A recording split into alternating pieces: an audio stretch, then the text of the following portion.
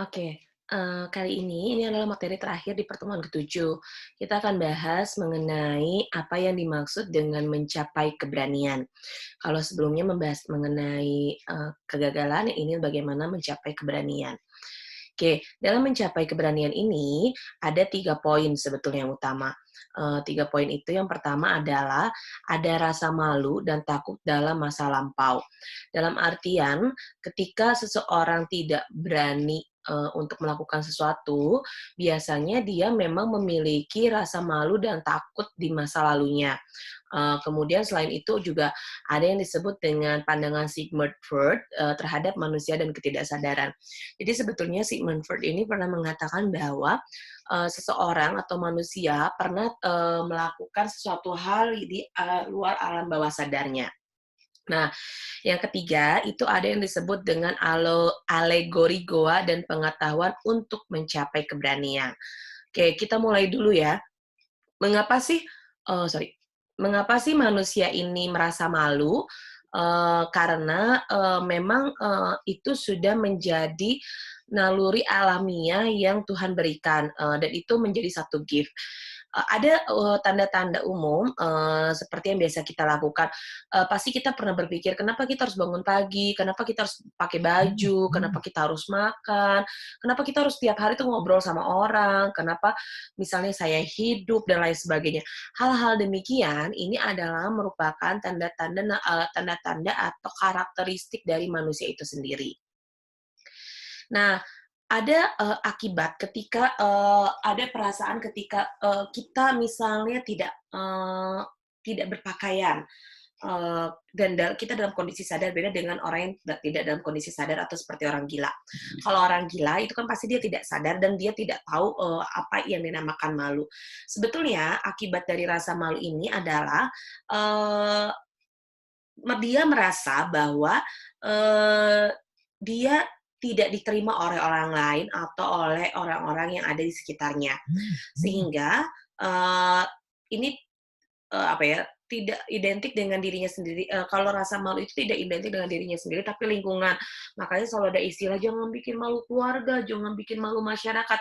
Berarti kan secara tidak langsung malu itu bukan, melekat pada, diri individu saja, tapi memang melekat secara, apa ya, secara umum, secara garis besar bukan secara umum, secara, apa ya, lingkungan atau sosial. Nah, itu yang disebut dengan akibat dari rasa malu dan takut. Nah, begitupun dengan hewan. Hewan sendiri dia sebetulnya memiliki, apa ya, hewan sendiri memiliki rasa sakit ketika dipukul, memiliki, rasa yang ketakutan dan lain sebagainya. Tapi hewan tidak memiliki rasa malu, itu yang membedakan. Tapi memiliki rasa takut iya. Jadi kalau misalnya kita ketemu dengan hewan, sebetulnya hewan juga merasa takut dengan kita, tapi kita juga takut dengan hewan. Nah, namun karena memang, yang membedakan kita dengan manusia adalah akal, akal dan budi. Kalau misalnya, hewan berpikir juga, bagaimana cara dia bertahan hidup, bagaimana dia cara melindungi dirinya, dan lain sebagainya. Itu yang membedakan manusia dan hewan.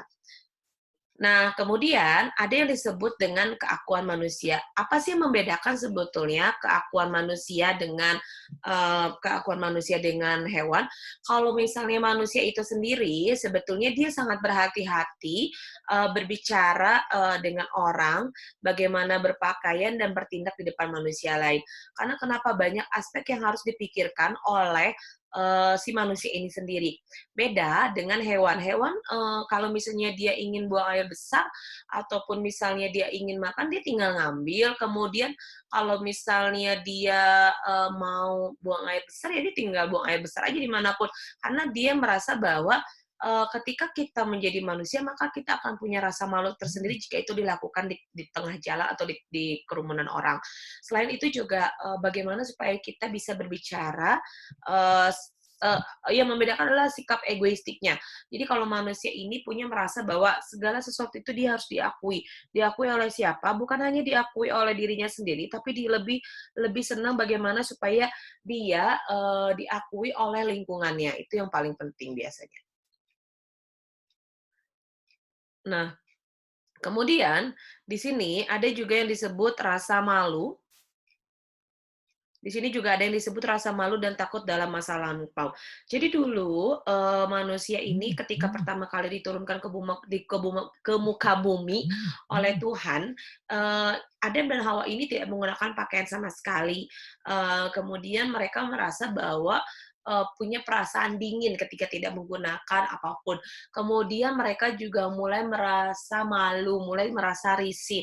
Maka secara tidak langsung itulah yang membedakan kenapa manusia dan hewan, itu di mana ketika manusia sudah mulai berpikir dengan akalnya untuk, menutupi dirinya supaya, tidak malu, bertemu dengan yang lain. Karena kan dulu Adam dan Hawa ini, dia tidak punya rasa cemas, tidak punya rasa kekhawatiran, karena memang dulu hidupnya di surga. Ketika hidup di surga, dia tidak akan memikirkan hal-hal, duniawi, seperti itu. Ini sebetulnya masuk ke dalam konsep ketuhanan atau konsep komunikasi transendental, tapi Ibu tidak akan bahas tentang konsep transendental itu. Next, kalau Freud mengatakan bahwa sebetulnya manusia ini ada dua nih, ada ego, ada super ego. Ini yang lebih besar adalah super ego. Jadi sebetulnya manusia ini dilihat secara mekanisme sifatnya sangat kontradiktif. Jadi kenapa kontradiktif? Biasanya manusia ini sangat kontradiktif tuh ingin beda dari yang lain, ingin dilihat sebagai sesuatu yang spesial, sehingga secara tidak langsung dia memiliki kontradiksi tersendiri. Nah, kemudian banyak keinginan manusia ini banyak manusia ini yang memang banyak sekali keinginan-keinginan, tapi dia tidak bisa mencapai keinginan-keinginan tersebut karena bisa jadi dia terhalang oleh norma-norma atau aturan-aturan yang ada sehingga membuat dirinya frustasi. Nah, ini yang disebut dengan pandangan Sievert itu sendiri. Nah, di sini juga dikatakan bagaimana dengan secara individu dan masyarakat. Dalam individu dan masyarakat, manusia ini sebetulnya akan memiliki penderitaan secara represi, baik secara modern atau bentuk sosial. Karena begini, secara tidak langsung sebetulnya kita hidup bukan keinginan kita. Kita hidup berusaha menyesuaikan dengan lingkungan sosialnya, berusaha menyesuaikan dengan keinginan yang ada di sekitar sosialnya. Jadi bukan murni apa yang ingin kita lakukan. Karena ketika kita ingin melakukan apa yang ingin kita lakukan, maka biasanya itu biasanya itu akan melanggar kaidah-kaidah atau aturan-aturan atau moral-moral atau nilai-nilai yang ada di lingkungan masyarakatnya. Sehingga kita akan merasa terkekang. Nah, kalau misalnya kita merasa terkekang dan tidak bisa mengeluarkan jati diri kita, keinginan kita karena tuntutan sosial ini, maka kita bisa stres dan depresi. Itu yang biasa disebut dengan frustasi. Terus bagaimana sosial yang ditanamkan? Nah, ketidaksadaran dalam pandangan Sigmund Freud ini adalah sebetulnya manusia tidak ada kebebasan karena manusia mengalami fragmentasi. Fragmentasi itu apa sih? Kita tuh secara tidak langsung sudah dikotak-kotakan oleh lingkungan sosial kita. Nah, dikotak-kotakan ini seperti apa? Ada ego, ada libido, dan super ego. Nah, ego adalah yang muncul dalam diri kita, libido adalah hasrat, kemudian super ego adalah sesuatu hal yang memang menjadi ambisi kita.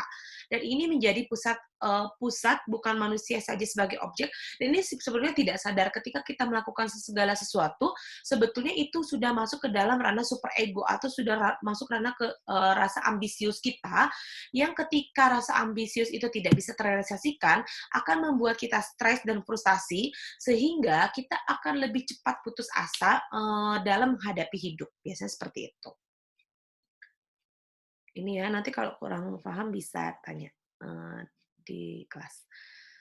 Next, ada yang disebut dengan alegori gua Plato. Nah, alegori gua Plato ini adalah sebetulnya manusia memiliki rasa ketakutan ketika ingin keluar dari zona nyamannya. Kita saat ini itu selalu berada dalam zona aman atau zona nyaman. Karena ini yang merasa bahwa kita akan terhindar dari yang namanya rasa sakit hati, rasa kecewa, tingkat kekhawatirannya juga rendah, dan lain sebagainya. Makanya kenapa orang yang berada di tanah Jawa itu paling sulit merantau. Kenapa paling sulit merantau? Karena dia merasa bahwa kalau karena dia merasa bahwa Jika saya merantau, maka saya akan A, B, C, D, banyak sekali kekhawatiran-kekhawatiran atau kecemasan-kecemasan yang belum terjadi. Sehingga itu mengakibatkan, diri yang ada pada orang-orang di tanah Jawa itu sulit berkembang. Beda dengan orang-orang yang ada di Sumatera. Orang-orang yang ada di Sumatera itu justru mengaktualisasikan dirinya untuk ditandai sebagai orang yang memang bisa mandiri adalah dengan bisa keluar dari zona nyamannya itu dengan merantau, seperti itu. Atau biasa kita sebut dengan out of the box. Next, terus bagaimana supaya kita dapat mencapai keberanian? Nah, keberanian ini adalah apa yang ada di antara ketakutan dan terlalu percaya diri. Kalau misalnya kita terlalu takut, itu juga berbahaya. Kalau misalnya kita terlalu percaya diri, juga itu berbahaya. Makanya kenapa manusia ini dipengaruhi oleh masyarakat sadar atau tidak. Jadi sebetulnya apa yang kita lakukan saat ini, yang biasa kita lakukan saat ini, itu adalah tuntutan-tuntutan yang memang sudah, menjadi umum, secara, di masyarakat. Sehingga, kita akan, berusaha untuk menyesuaikan, kebiasaan tersebut. Jika tidak sesuai, maka kita akan, berusaha untuk keluar. Tapi masalahnya adalah bagaimana supaya kita punya satu keberanian untuk keluar dari zona aman kita. Biasanya kita akan takut. Nah, seseorang harus berani keluar dari, gua Platonnya dan mencari, kebenaran atau keberanian yang lebih tinggi. Kenapa? Kalau misalnya kamu sudah berani keluar dari zona aman atau zona nyaman, maka secara tidak langsung sebetulnya kalian sudah siap, dengan masalah apapun, kalian sudah cukup mandiri untuk menghadapi kondisi-kondisi yang kemungkinan akan terjadi pada diri kalian. Sehingga ketika nanti ada masalah, kalian akan jauh lebih rileks menyelesaikan masalahnya, gitu. Nah, di sini juga dikatakan, sebetulnya secara negatif seseorang ini, secara negatif sih seseorang, bisa bebas dari rasa lapar, miskin, kecemasan, dan lain sebagainya. Perlakuan tidak adil, kalau misalnya dia merasa bahwa, tidak nyaman dengan lingkungannya saat ini, dia pasti akan merasa bahwa, "Kenapa sih semua orang itu tidak pernah memperlakukan saya adil? Kenapa sih saya nggak boleh ini, nggak boleh itu?" Itu kalau dipikir secara negatif. Nah, kalau dipikir secara positif, aturan-aturan yang ada di masyarakat, aturan-aturan yang menurut kita itu mengekang kita, sebetulnya secara positif itu membuat kita merasa aman, tentram, dan selamat karena sesuai dengan kaidah-kaidah yang ada. Nah, sehingga untuk mencapai keberanian, kita juga harus mampu menerima diri kita bahwa kita hidup di dunia ini tidak sendiri. Kita hidup secara berkelompok, kita hidup secara bermasyarakat, sehingga menerima diri dan apresiasi diri itu adalah merupakan salah satu bentuk prestasi. Nah, sayangnya di kita ini mindset-nya adalah prestasi itu ketika kita sudah bisa mencapai sesuatu. Bukan seperti itu. Prestasi itu adalah bagaimana cara kita juga bisa mengapresiasi diri kita. Alhamdulillah akhirnya hari ini aku udah selesai mendengarkan materi dari Bu Sifat. Apresiasi itu dan itu merupakan proses penerimaan diri yang baik. Ketika proses penerimaan diri yang baik itu dilakukan dengan baik, maka otomatis secara tidak langsung kita bisa menjadi pribadi yang jauh lebih baik ke depannya. Seperti itu. Nanti kalau misalnya ada yang kurang jelas, boleh ditanyakan di kelas. Ini materi terakhir untuk pertemuan 7. Terima kasih.